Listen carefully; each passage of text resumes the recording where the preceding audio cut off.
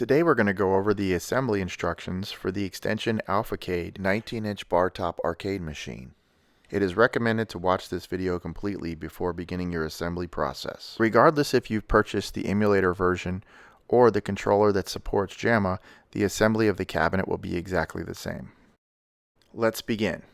Included hardware: 22 60mm black bolts, 22 silver cross dowels, 4 M4 monitor screws and 4 washers and spacers, 1 Allen wrench and 1 grommet, left and right side decals and 1 marquee decal, clear plexiglass monitor bezel, fully assembled controller. JAMMA controller will appear to be slightly different. Now let's look at the included parts. Part number 1, right side upright. Part number 2. Part number 3. This part will require 2 cross dowels. Part number 4. Part number 5. Part number 6. This part will require 4 cross dowels. Part number 7. This part will require 4 cross dowels. There is 2 part number 7s. Part number 8. Part number 9. This part will require 4 cross dowels. There is 2 part number 9. This part will require 4 cross dowels. Part number 10. Left side upright. Additional tools required: 1 Phillips head screwdriver. Your first step is inserting the silver cross dowels into the cylinder pre-cut holes on these particular parts. Locate parts number 3, number 6, number 7, and number 9. Insert each cross dowel into each pre-cut cross dowel hole on the top of the board as shown. It is very important to make sure that the silver cross dowel slit is facing towards the pre-cut hole on the 3/4 inch side. Make sure the slit is facing upwards or you will not be able to successfully connect your adjoining 60mm bolt. Please be advised, when installing the cross dowels into part number 7, you will need to note that the cross dowels will actually go into 2 different directions as shown. Again, make sure you have your cross dowels inserted in parts number 3, number 6, number 7, and number 9. Applying graphics. Begin by locating the side graphics and peeling them off. But before you peel them, lay part number 1 and part number 10 face down on the ground with the engravings facing down.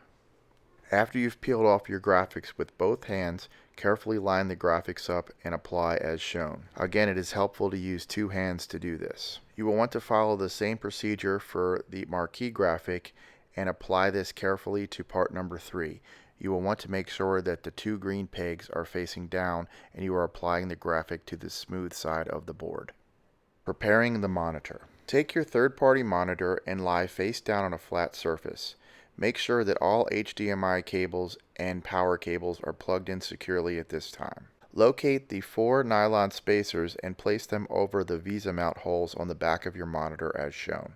Carefully lay part 8 on top of the nylon spacers so you can successfully see the screw thread of the monitor through the holes. Now insert your 4 M4 screws and washers into the holes, proceeding to tighten, therefore securing your monitor to part number 8. The assembly process. Lay part number 1 flat on the ground with the engravings facing up. Now locate part number 2 and note in red where you will be inserting. Securely peg part number 2 into place as shown. Now locate part number 3 and note in red where you will be inserting. Proceed to peg part number 3 into place firmly as shown. Now locate part number 4 and note in red where you will be inserting. Proceed to peg part number 4 in place securely, making sure that the engravings and the slit are facing down. Now locate part number 5 and note in red where you will be inserting. Proceed to peg part number 5 into place and make sure the slit and engravings are facing up as shown. Now locate part number 6 and note in red where you will be inserting. Then make sure you insert firmly into place with the engravings facing inward. It is important to make sure all your cross dowels are inserted properly. Locate one of your part number 7s and note in red where it will be inserted. Proceed to peg in securely, making sure the engravings are facing towards the back of the cabinet and the exposed green cross dowels are facing upwards. Now locate your additional part 7 and proceed to peg in firmly as shown. Again, make sure your engravings are facing towards the back of the cabinet and the exposed green cross dowels are facing upwards, as these will be the cross dowels that support the inserted controller. Now locate part number 8 with your monitor attached and locate in red where you will be inserting. Line up part number 8 with monitor attached to what correspond previously in red and begin to feed your HDMI and power cables through the hole.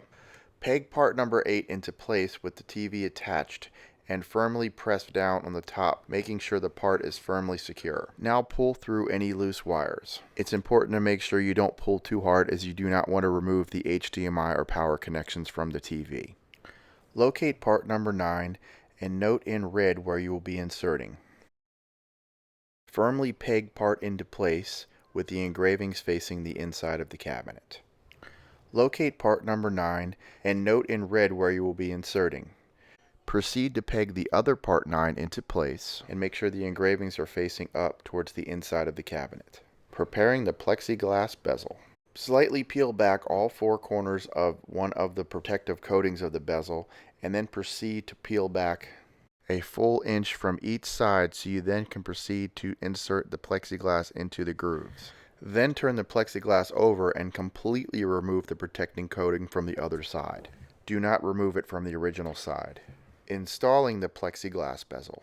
It is important not to touch the unprotected side of the bezel at this time, so by using 2 hands you will carefully insert the bezel into the provided grooves. Make sure that the bezel is firmly secure in all 3 of the grooves by taking a rag or an old t-shirt and placing it on top of the plexiglass and providing pounding downward pressure till all 3 grooves are inserted.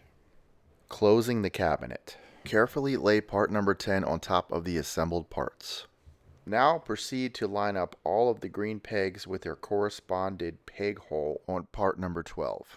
It is best to start at the top side of the cabinet and with the palm of your hand pound with a downward motion once the pegs are lined up properly to make sure that the part is secure. Once all pegs are into place and the part is secure, you can proceed to insert 9 of the black 60mm bolts into the provided holes on the top of part number 10. These 60mm bolts will correspond to the cross dowels you previously installed, and you can use the included Allen wrench to proceed to tighten all of the 9 bolts. Then you will want to carefully rotate the cabinet over to its opposite side, and using another 9 60mm black bolts, you will want to insert those bolts and tighten as previously displayed in the last step. Installing the controller. Feed your cables through first, then drop in your controller using the 4 green pegs to line up the controller and firmly peg into place. Using 4 60mm bolts, insert into the 4 holes on top of the controller and proceed to tighten with your included Allen wrench. Additional details on the functionality of the controller you selected will be included in separate instructions. Peeling the plexiglass cover. Now simply peel back the remaining protective coating off of your plexiglass. Now locate the included grommet and remove the center cap from the grommet. Then insert the grommet into the hole in the back of the cabinet. Connecting to your device. Now you can connect your HDMI cable and controller connection to your desired device and begin hours of enjoyment with great retro gameplay. Congratulations, you have successfully assembled your 3/4 inch scale Xtension Alpha Cade arcade cabinet.